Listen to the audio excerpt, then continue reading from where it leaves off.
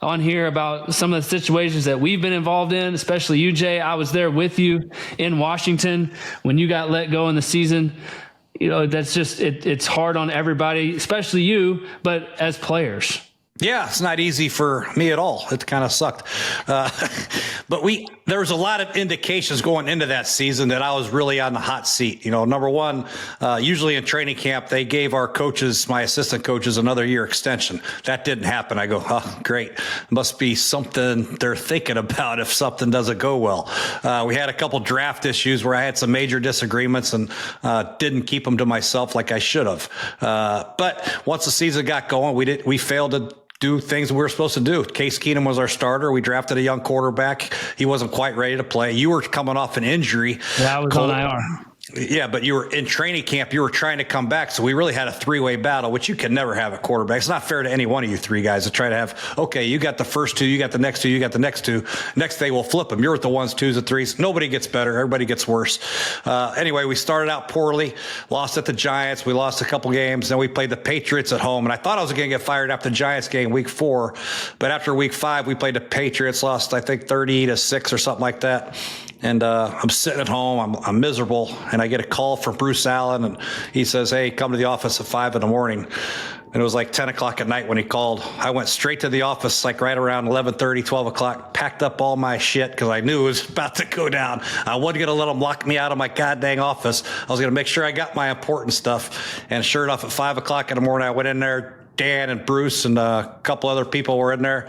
I just said, thanks for the opportunity. And is there any chance I could say goodbye to the team or, at a team meeting?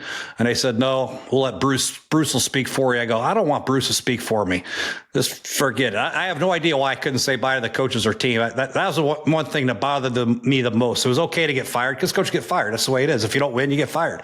But not to be able to say bye to like Colt and guys that I coached with, it was pretty disappointing. It's such a results-driven business that whenever, the run game's bad, you start catching all the noise and pressure from above, and it all rolls downhill and eventually gets to the players, and it's like, all right, let's – we haven't run the ball very well these first 3 weeks. Let's do an extra period of 9-on-7 today, or we're going to add 6 more plays of 9-on-7. We're going to go 2 days of pads this week, and all of a sudden we're going to run for 150 this week. It's like, what the hell are we even talking about here? Like, we're not running the ball because we stink up front. We don't have a good back. Like, it's that simple. Like, let's figure out another way to gain yards and win a game. Like, that's my – You would have liked me, AQ, because I was the opposite. I never liked 9. I hated 9-on-7. I was always afraid of one of my good linemen getting hurt because of some slappy defensive lineman free agent rolling on a guy's ankle, and I tried to keep those 5 to 8 offensive linemen as healthy as long as I could, and it never happened for me. I mean,